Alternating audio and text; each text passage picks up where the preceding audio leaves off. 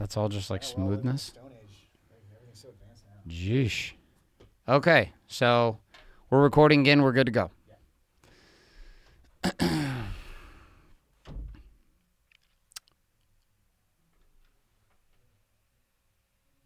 I think he needs to move that camera up. Danielle! Oh, my God. One more thing. Okay, this camera's head on with me. It's cutting off the top of my head. He has a thing about his part. He's got a good So, side. like, move it up. Move up the angle a little bit. Can we do that? I want. You got to remember, you were testing this with you. With us. Not a 6'2", complete muscle-bound surfing superstar. A god, basically. A demigod. I know I hired Danielle now. Oh, okay. All right, looks fantastic. It's perfect. Okay, for real, we're going this time. For real. Danielle! I just did that just to fuck around with you. Okay. All right, here we go. We're recording. You're going to have to edit over top of this. All right, and 3, 2, 1. Off we go. My friends, it is with honor and it is with great excitement that I come to you here on the inaugural episode of Date Your Wife, the podcast. This right here is my wife, currently on video, looking at herself like she's FaceTiming me. Can we talk about this as we get started into the show, why it is that you actually look at yourself when you're FaceTiming me instead of looking at me? I think it's a girl thing. Like, literally, you'll be like, it's not like you're like, oh, look at me. You're like, oh, that's you got to get right up on that microphone. You can't be afraid of it. Yeah, wow, not that much on it. This show has just gone. Sorry. This show has just gotten out of control already as my wife attempted to put the microphone in her mouth. We're not supposed to go to R-rated adult film before we get started here. Okay, come back to the FaceTiming thing though. Why do you look at yourself? I think girls have a more detailed eye, and we are like, oh, is that my eyelash? Is that my nose? That's bad lighting. I'm gonna blame it on Instagram for blaming us to take so many fucking selfies. Let's look at this also as we kind of dive into the show. Let me get to the point before we even start going off in a complete divergent paths. I want you to notice a couple things here. You got me. I'm your host. I've got my co-host, who's just as important, if not more important than me, which is Danielle. Danielle's right. Oh, wrong camera angle. There she is. Danielle is right here. Danielle, let me talk about this show. Why are we doing this show, Date Your Wife? I bought this domain 2 years ago for almost $4,000. You know what? It's funny because the last couple years I've been I have been telling you. I've been like, we need to do something together. You give me so much shit about not putting you on my Instagram, and I'm like, do you want to go on a model shoot with me? But I actually do these days. You have. You've stepped up your game. I mean, clearly, look at this suit we've got going on. The suit looks fantastic. We'd like to thank David August for the great work he did there. Now, come back to you, though. Okay. Why are we doing this show? Well, I just feel like I enjoy watching videos of people. I like to see a more real side of them. I think that Instagram and YouTube used to be more real, more raw, more unedited, and this is kind of like live. So I feel like it's a good way for people to gain some perspective on us, and we've gone through a lot. So I just feel like this is like the next chapter. I've always felt like once we came together and got on the same page that things would 10x what both of us could do individually in our businesses, and I just knew that this is something that I think people will like. Okay. So we came to this show with an intention. Like a few years ago, I told Danielle that we were going to end up training together. We were going to end up doing events together. We were going to speak together. We're going to do all kinds of fun things together. The problem is that our life wasn't actually on the same page as a couple. We struggle with a lot of the same topics and conversations that a lot of you may struggle with who are listening to this show, which is the idea of sex. Sex is my favorite one of the 4 topics we'll talk about on this show. Sex, the second one, is the idea of money. Making money, keeping money, growing money, the idea of running businesses together. Third was the topic of children and parenting. And the fourth is that of just communication in general, being able to talk to one another. Now, let's go back to the beginning here, Danielle. We've been married. Tell them a little bit about our story, our history here, because you have a different version than I do. Let's start back with how you and I actually met and how you couldn't keep your eyes and hands off me in the beginning. How we met? We're going that far back? We're going that far back. I think we need to go that far back just to give people a sense of who we are. That's part of the purpose of this pilot show, is just give you an idea. Let's go that far back. Let's do it. Let's do it. I want to go that far back. Off you go. Well, we met at a Mormon fireside in Orem, Utah, and I was 18. I basically didn't really have any plans for college, and it kind of went down like this. My parents were like, hey, do you want to go to college? And I was like, no, not really. And they're like, we think you should, and we'll pay for your room and board. And I was like, I definitely was considering college. Thank you so much. So I went to college. But at this point, you weren't considering anything to do with like hair school. Well, I didn't. I was kind of like I was just graduated high school. I think like it's weird for people to think that an 18-year-old is supposed to have it figured out. Like I didn't see the point of going to college if I didn't know what I wanted to go to college for. Like I thought, oh, I have a social scene here. Like why would I go to college? So, but then when they offered to help room and board, I was like, okay, that sounds fun. So I went to college, and I didn't know what I was going for. I was just doing generals, but I actually met Garrett at a Mormon fireside, which is basically like a what is that? Like a seminar? It's like going to church. It's like going to church on Sunday for like all the young people. Yes. They go to it, and the young people try to hook up. But it's when you're 18, it's literally has nothing to do with church. It's like sizing up. Like it's like just trying to figure out who's there, what they're wearing, who are the cute guys, who are the cute girls, like whatever. So I met Garrett. He was coming out of the event, you could say, and he was just so. I just remember thinking you were super loud. Like I don't know how to describe it. I just was like, he has crazy hair. I was like, he has really crazy hair, like bleached out, spiky, like. I don't even know. Was that during the Eminem phase? No, this was just the fantastic hair phase. We got into bleaching our hair completely. I don't know why. I think it was a post-divorce thing. But the part you don't understand is that Danielle was a young lady, 18.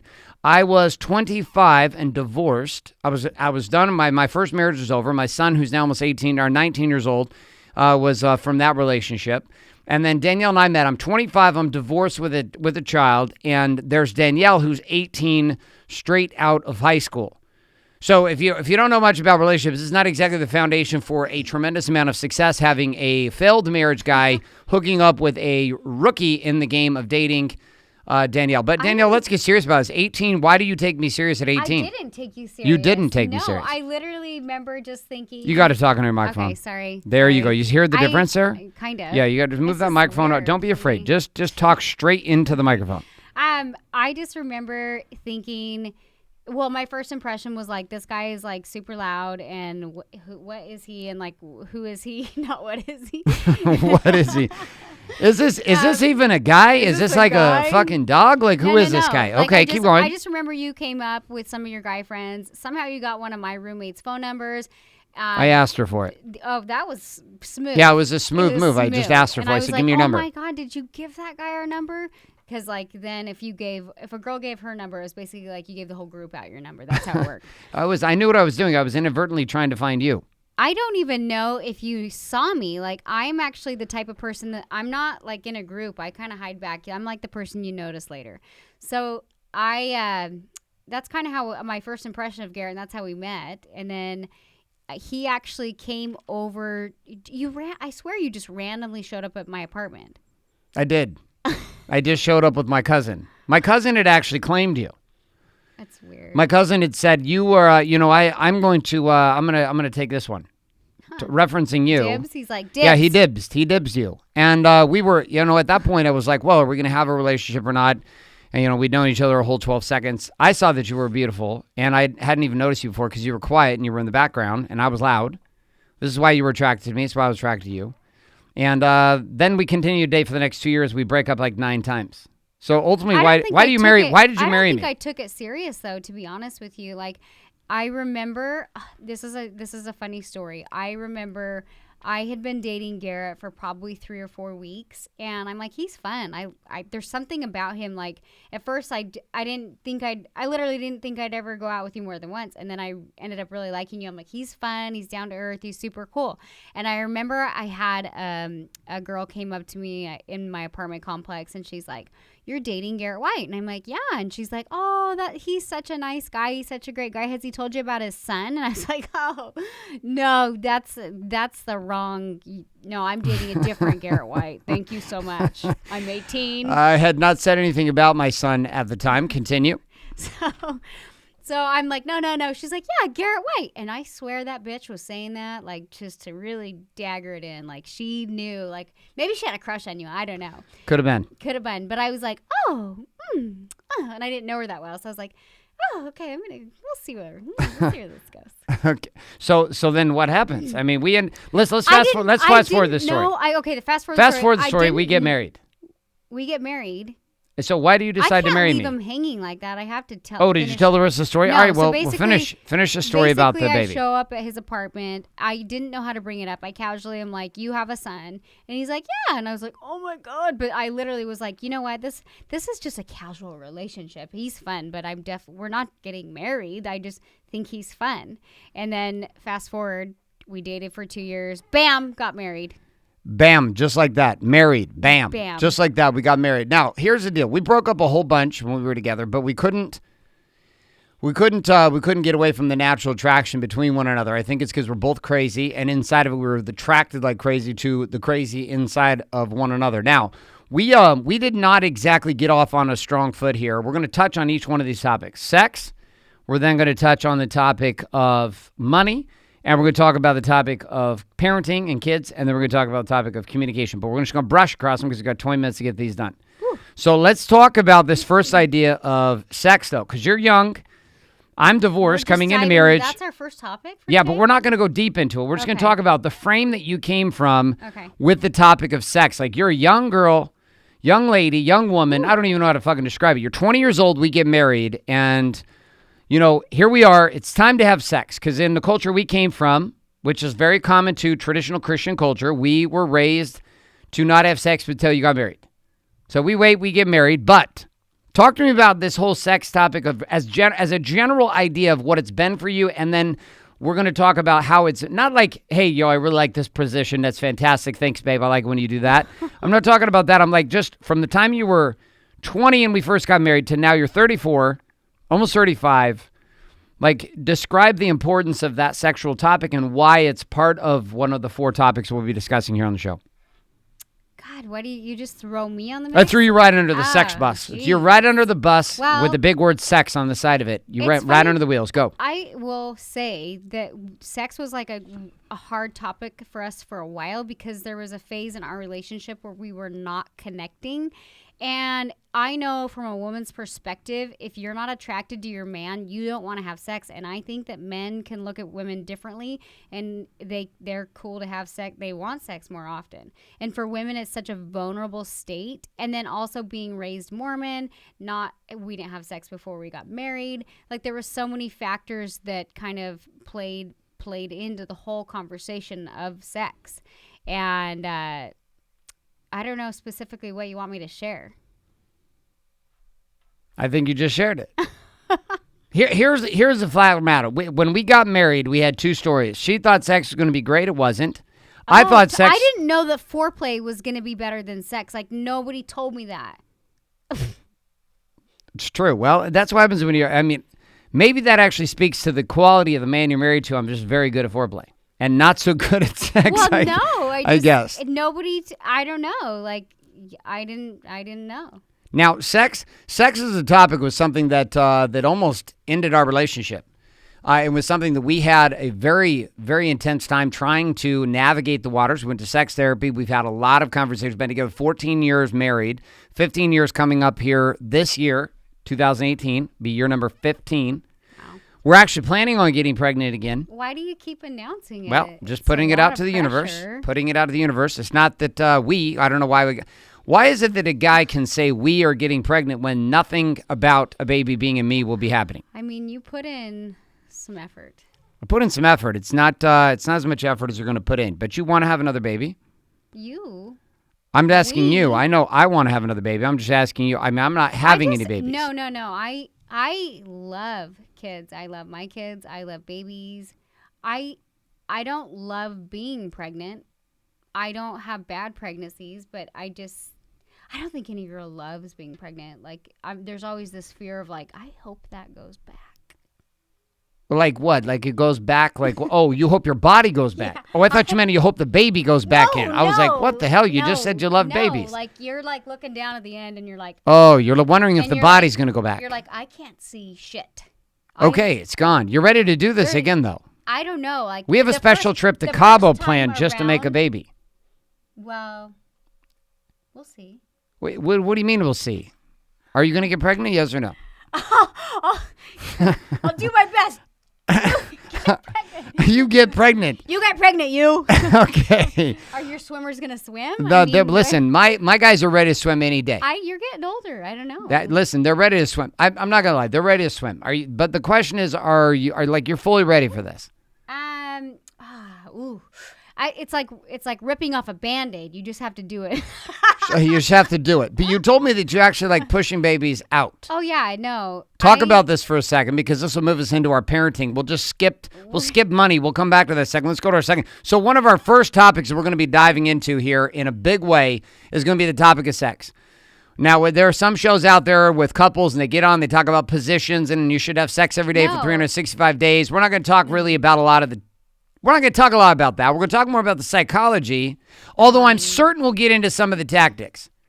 Will you be willing to get into the tactics of sex? If we pop this puppy open. So if you have a glass of wine or a glass of champagne, you'll talk about sex in a more deep level. I brought this bottle Was this of so champagne. that we could talk about sex tonight that you brought this champagne? I brought this bottle of champagne because this is our first show. It is our first show. And I wanted to kick it off. You've had no dinner. If you drink one glass of champagne, you're going to ruin the rest of the show. Date, so you should probably just hold on to that for a second. Okay. We'll come back to that towards the end of the show. Okay, cool. So babies. You like pushing babies out of your body, you said. You didn't actually say it on the show, but I've heard you say this before. There's a high with this. There is this euphoric high. Okay. Literally, like in the hospital. I know, like you would think, not necessarily pushing. Like pushing it's not that fun. But like when the baby comes out and you're not, like for me, it's just like, wow, I did it. I made a baby. Like it's not. It's like most women. I did it. I made a baby. No, like this. I'm just gonna. Can I be really honest? And no, I'd like you to lie. Yes, tell the truth. I don't know if some women feel like this or if they don't. Okay. Like it's. I love my babies. I connect more to my babies when they're like 3 months old or 6 weeks old. In the hospital, I'm like, it's a little stranger. Ooh, like it kind of weirds me out. Like I'm not like instantly. I'm not one of those girls that's like, oh, like I'm not. Right at the beginning, you're not. No, so the baby's on your belly. You're right afterwards. Like, you're like, it's kind of weird. Shit, I have a baby. Like I don't. I don't know what it's like. I pass out when the babies are born. I feel like this high, like I did it.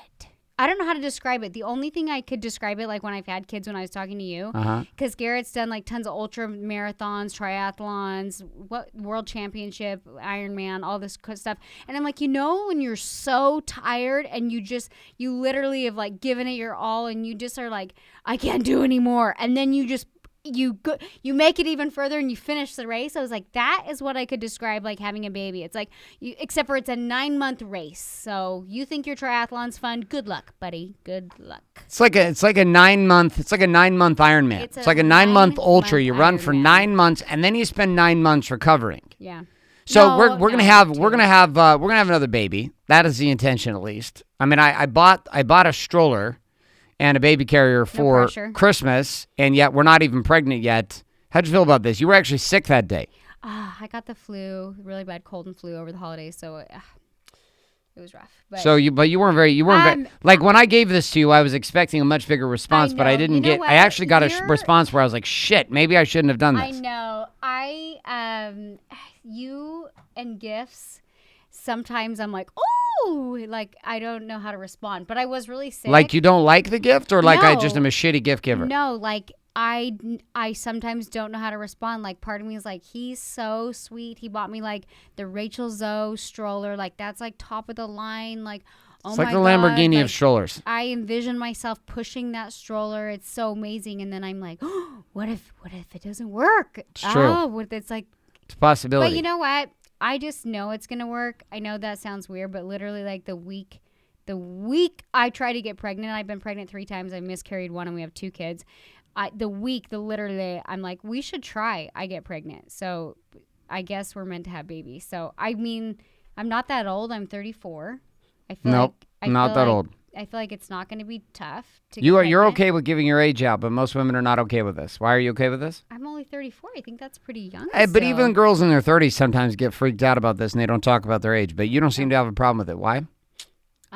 I actually feel more comfortable in my 30s than I did in my 20s. Like more That makes confident, sense. more sexy, more me. I feel like me. So I'm cool with saying I'm 34. I don't think that's very old. Okay, so let's look at this idea then. We have making babies. Okay. Sex. We have growing babies, being pregnant, and then we have actually raising children. It's going to be one of our topics too, with raising kids. Oh, that's true. And in the parenting conversation, talk a little bit about why this is a crucial conversation for you as a mother, as a wife. This idea of parenting. We're not going to dive deep into it though. Okay. We'll be sharing our philosophies here on the show. But what are your thoughts here? One of the biggest topics that I could probably share with being a mom is like the mommy guilt. And I don't care if you're a working mom or you're not a working mom. There's always so much pressure to do things 100% perfect. But who's to say what is 100% perfect? And I don't know. That's like something for me. Like I'm always feeling like I could be a better mom and a better parent.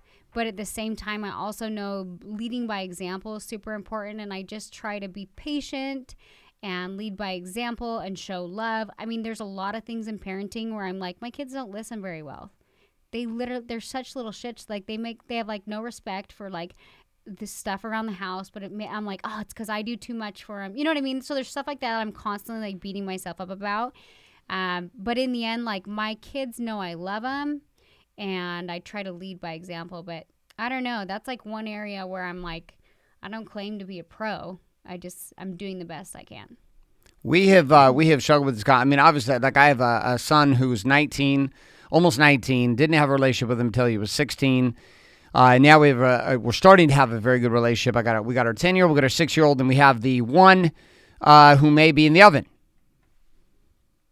Do you think it would be a boy or a girl? I think it's a girl because of the ring. The ring told us that it was a girl back in the day, which we'll share about the ring, not today. We'll share about it another time. All right, so let's continue down this path, though, of parenting. Overall, we're not going to be here to give you like tons of strategy so much as we're going to share from our experiences, the things we fucked up, the things we know don't work at all, and then some of the things that we've seen work, because there's a lot of brilliant things inside of the way that our children operate and the way that our kids experience themselves on a day-to-day basis. I mean, my 10-year-old will stand up on a stage with a microphone and speak in front of 2,000 people and not even hesitate. And my 18-year-old created an entire presentation, stood up on stage in front of 700 strangers, and smashed it in 15 minutes. Our kids are driven to do things that are different. My mom made a comment to me one time. She said, I think you might be screwing your kids up. And I said, I appreciate that, but I think that all parents screw their kids up perfectly. How you feel about this? That all parents screw up their kids perfectly. I think if a kid ends up even remotely screwed up based on whoever decides what is screwed up, like the parents always take on that, like a lot of that guilt. And I think if you kind of go into it like thinking like I'm doing the best I can, then you kind of you teach your kids how to take accountability, and then you don't feel guilty. And guilt's a crazy thing. It sounds like guilt in parenting is going to be your number one topic. Is this? I know. Can we count on this? It's tough. I think it's tough to be a working mom. And even when I'm not working and I cut back and I'm with my kids, it's hard for me. Like, I'm not going to lie. It's hard. I think I don't know if men feel it as much, but I just always feel like I'm like, I could be better, Men for sure feel it. Businessmen feel this like crazy. But you know what I'll say with women is we have like this internal clock. Like I'll be at work and I'll literally be like, it's 3:00. The kids are out of school. And it's just like, I notice a lot of women do this. Whereas men could be just like focused on work. Whereas women, if we have kids, I just feel like we always have this like internal clock.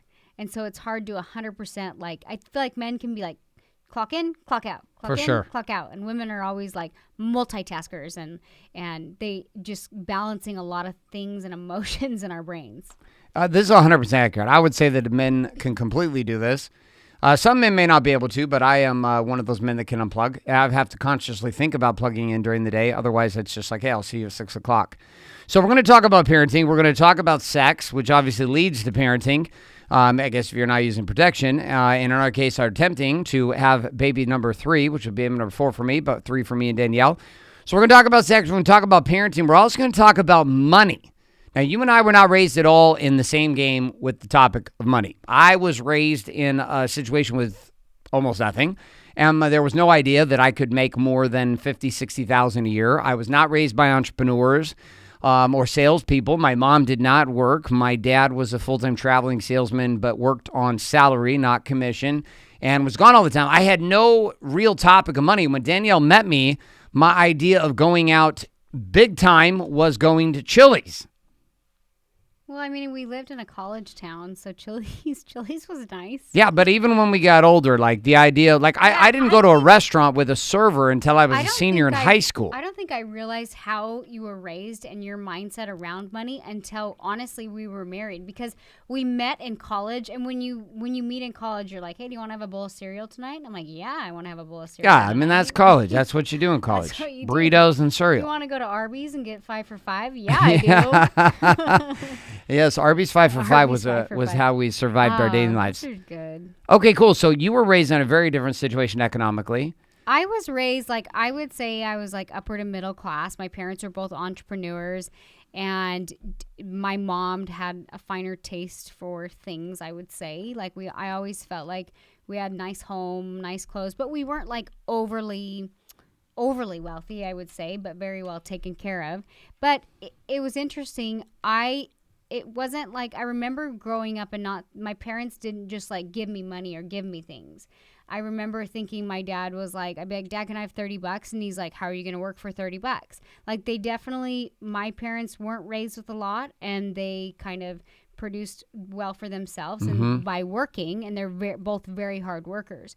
And so when I'd ask my parents for money, even if they had it, they'd say, well, Danielle, how do you want to work for that $30? I'm like, Dad, give me $30, you know? Right. My mom was a little more generous. She was like, oh, Dave, give her some money and it's fine. But I definitely was taught that if you want to earn money, you have to work. My parents, I remember a crucial conversation in high school, and my mom said to me, you can either work or you can be a part of sports. And I said, well, if I'm a part of sports, will you pay me to be a part of sports?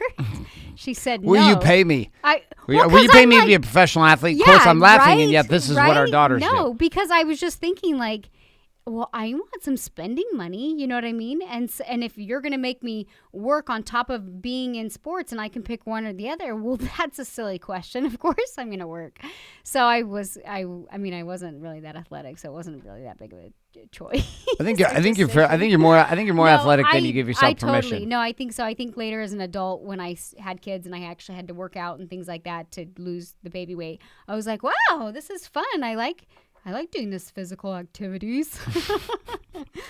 Were you just talking like the girl on Schitt's Creek? Yeah, that's a funny okay. My point of me saying this was basically like I've had a job since I was 14. So although we were raised in a nice or like middle to upper class, I've always had a job. Like I've always worked, and my parents would always tell me, "You're our little worker bee," and I don't know why that is. I just like keeping busy. I like working, and that's how I am. So we come from very different places economically. Like my vision for prosperity was not, I thought I was going to be a professional football player. I didn't work out. And ended up in college and then kind of washed out through the arena leagues. And then here I was trying to figure stuff out. So I got inspired by money, driven by what I had seen Danielle's experience be with how she was raised. You know, we were raised in a small little tiny house, and I show up to the house for her very first time to meet her parents in this 11,000 square foot home. And I'm like, holy shit, you know, Mercedes in the driveway. We lived in a modest home. Lived in a modest 11,000 square foot house with Mercedes all over the driveway. I came from a place that was, used vehicles that were 10 years old in a small neighborhood in high school. We lived in a manufactured home that had like two pieces they rolled into off of a trailer. I remember him dropping it off the trailer. When I met you, you were like, I want a manufactured home and a Durango. And I was like, what's a Durango? It's a sweet-ass car. The Dodge Durango. I didn't know what a Dodge Durango was. Well, I did, and it was amazing. The Dodge Durango and the double-wide manufactured house was my vision for success. I know. How did you decide to marry me knowing that was my vision for success? You know what is so funny? It's a good thing I fell in love. I had bleached out hair. I wore Jinko's pants. It's a good thing I fell in love with you before I really saw like I said, we lived in college town. So how we went out and you always like took me out though is one thing I'll say I loved about you is like you'd have guys like ask you out and they're like, hey, do you want to like meet at a Starbucks and I might buy you a cup of coffee? Like you were like, hey, can I take you out to dinner? And I was like, oh, he's a nice guy. You would get the door for me every time we'd go out. Like you had this very like gentleman's way about you, which regardless if you have money or not, like you had this class about you. And so like I said, it was a good thing that I kind of fell in love with you before I realized what I was really stepping into, because I remember we had been dating for almost a year. We went to your family's house in this tiny town in Utah called Brigham City, and I am not kidding you, it was like Christmas Eve night. We jumped in the back of a pickup truck, sat on some hay barrels, and rode to Walmart. I was like, oh my God! Like, I didn't... You loved it. I was like... You loved it. No, I was like... I mean, who doesn't want to get into a pickup truck with hay bales and ride to Walmart movie. I felt like at midnight? I was at Schitt's Creek. You were at Schitt's Creek. You were at Garrett White Schitt's I don't Creek. know, but we were like trucking along and I was freezing. Forgot about that. Yeah, and because that was a moment. Like, you have moments in life where you're like... Oh, were you having a moment that night? I had a moment where I was like... You were like, what the hell am I doing? That was the moment. You had a moment. I was like, were we already married, though? No, but we were dating. We were dating. And I was... You still chose in after we went to Walmart in a goddamn pickup truck with hay bales. It's a good thing. At midnight. To go Christmas shopping. Yeah, that's the We went Christmas shopping. Christmas shopping. I was like, it's fucking Christmas Eve and we're riding on hay barrels. Why is your Christmas shopping not done and why are we on hay barrels? You know why? It was a moment. I went to go buy sweats for everyone. Oh. Do you remember this? You remember I went and bought sweats for everybody? Come on, don't deny it. I went and bought sweats for everybody. I saw beneath those hay barrels. You saw beneath them? What was underneath them? I saw through them, not beneath. Oh, you saw through them. I was like, what did you see beneath them? Like some dead people? Like, what did you see? I saw through the hay barrels. You saw through them? The hay barrels or hay bales? No, I saw you. Okay. I saw you under the hay barrels.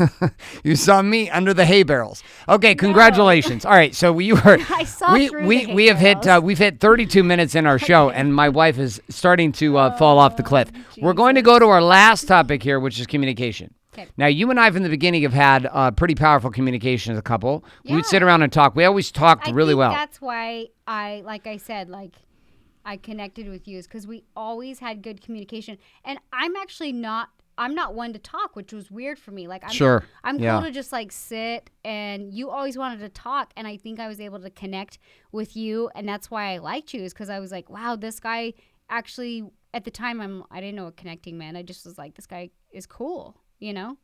And I think that our communication really sealed the deal in the beginning, because we really got to know each other just hanging out and talking and just being in that space. So we have communication, although may have started out as a good topic for us. We're gonna kind of paint some truth here for you as we kind of wrap up today's episode. The only reason that this show would make any sense is if we had completely fucked up being married for a long time. Like, the idea of marriage and being together almost came to a culmination of divorce multiple times, to the point of Danielle building her entire hair empire and launching it so that she could economically leave me. And me making a series of very stupid decisions, from all kinds of chaotic ways of operating as a husband. I had no idea how to be the man in a relationship. I didn't know how to be a married man. And we were fast approaching the idea of just tapping out, considering dating other people, being done as a couple. And so you can hear all of what we're sharing right now. And we've kind of gone back and given a little backdrop on it. But this show is actually born out of a lot of pain. And part of our desire here in sharing the show is to bring for the very first time to the table the power of what it is to be a couple in rebuilding and restoring your relationship. And so, Danielle, let's kind of end on this final thought.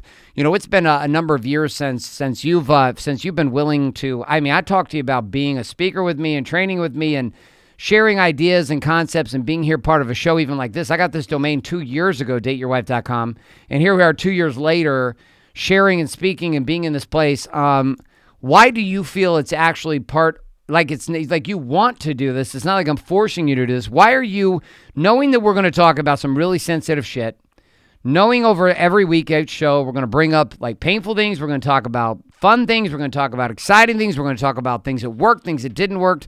Why are you ultimately ready at this point in your world, in our relationship, to actually go online and actually talk about the shit show that became an amazing relationship? I think that finally I'm feeling like some stability in our relationship. I think there were so many years where I think there was always a lot of love between us, but we are so different that I just didn't know if it was going to work out. Like, we were both fighting and we both wanted it to work out, but I don't know. It's hard to hash the past if you're not in a good space. Mm-hmm. Like, it's hard to bring up painful things when you haven't fully healed from those things. And I feel like our relationship is in a probably the best space it's been in since we've been married, even stronger. Like, there's a lot of respect with one another. There's a lot of love. There's a lot of like, hey, we're going to fight. We're going to argue, but that doesn't mean like, fuck it, I'm out. This doesn't mean like our marriage is over. Like, it just means like we figure out our differences and we move on.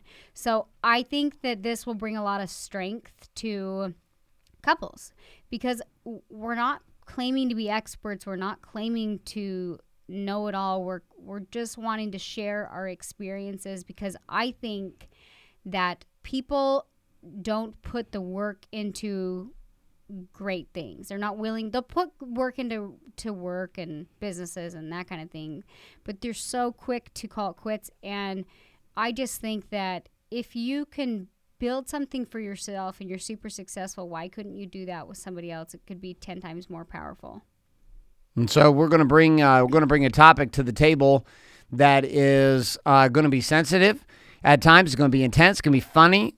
We're going to interact with you guys as listeners and watchers and viewers of this particular, or those who are even reading the text version. Do you remember? Sorry to cut you off. Do you remember like 4 years ago when we moved to California? And like I said, we've always had good communication.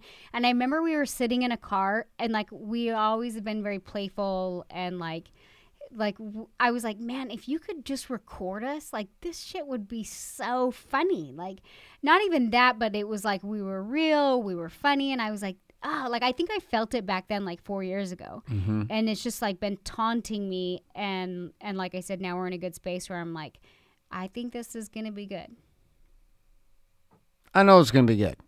It's gonna be fantastic. Do you want to open up that bottle of champagne? I was going as our final kind of hoorah here for the show. So like dateyourwife.com, as I'm opening up this, one of the keys that Danielle and I found to putting our relationship back together. And this is not just a show for those who may feel like your relationship is about to burn to the ground, although it's for you too. And it may not be for your relationship could be on fire right now, and you just want to make it more intense and take it to a different level. Maybe you just think we're a good time. Or you just enjoy listening to the show and making fun of us on iTunes. I don't know. Either way, like inside of whatever drives you to be here, the one thing that I'm going to tell you is that dating is what restored our relationship. Like, we were not in a good place at all. Knocking on the door of just being done and getting divorced and going on regular weekly date nights, which is what inspired this entire game. And every week we're going to talk about a specific date night, give you some options, give you some examples. We're going to talk about some topics to discuss. We're going to have weekly discussions as an entire community here around Date Your Wife.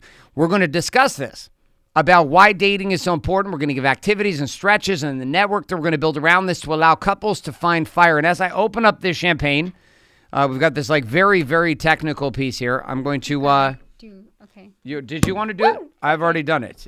It's already done. I was like, I was worried it was gonna like hit one of these lenses. No, it couldn't shoot it. That's why I have the paper towel holding this up. Okay, so we've got this champagne that we're going to actually cheers the first inaugural episode.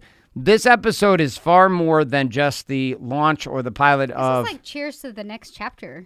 Talk about this though. Talk about two things: dating. No. And like, why dating changed our world, because we started dating even when we were in a complete shit show. Weird? Like, this sounds really creepy, but like I remember thinking, not creepy. It's probably not creepy. It's actually kind of okay. Cool. I remember when our relationship wasn't good. Mm-hmm. I'm a very visionary person, and I kept like seeing insights to who we could become and like what we could do together, and it was far stronger than what we could do alone. And it sounds strange, but a lot of times when I was like, fuck it, I'm out. Like, I was like, no, like, you've seen where this can go. You've seen who it can help. You've seen what it can do for you. You've seen what it can do for your family. No. And I think many times you actually were clearer. I think you were clearer about that than I was. I just was quitting faster than you were a lot of times. So like your vision you're speaking of, this actually was true, that you seemed to like see this from a different place than I did. Yeah, I think I couldn't give up. Like like you didn't give up and I didn't give up, and but even then I was like I know what I saw, I know what I felt. Like I'm not no. Like I was like no, like this I know where this goes. We're going to make it happen. So, cheers. Cheers. Cheers.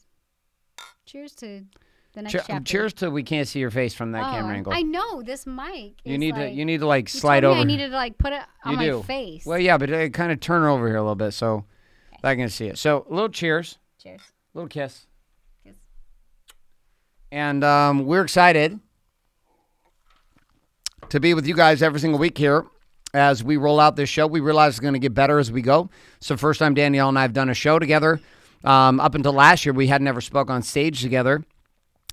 This is kind of my thing. And anytime that you have a host and co-host, Danielle and I get along really, really well. But learning the new studio format and all the rest is going to be a learning process. We're excited for you to grow with us. We're excited to have you part of this show and part of this journey with us in Date Your Wife, the podcast, as well as all of the resources available at Date Your Wife. I just burped from the champagne. Did you hear that? Oh, jeez. It was coming. I barely even had any either. There's so much there's so much like carbonation inside the champagne. Anyways, thank you so much for being here for episode number 1. And we're going to have more details, more ideas coming at this as we continue to roll forward. We're going to roll into our first topic here in episode number 2, which is going to be the topic of sex. How often are we sharing this podcast? Once a week? Every single week. Next week, we're talking about sex. Okay. And the week after that, we're going to talk about money. So this was just like our introduction. This is just like, hey, how are you? Okay. Welcome to the show. Welcome to the show. Welcome to the show. Any final thoughts you have for everybody, maybe the ladies listening to the show?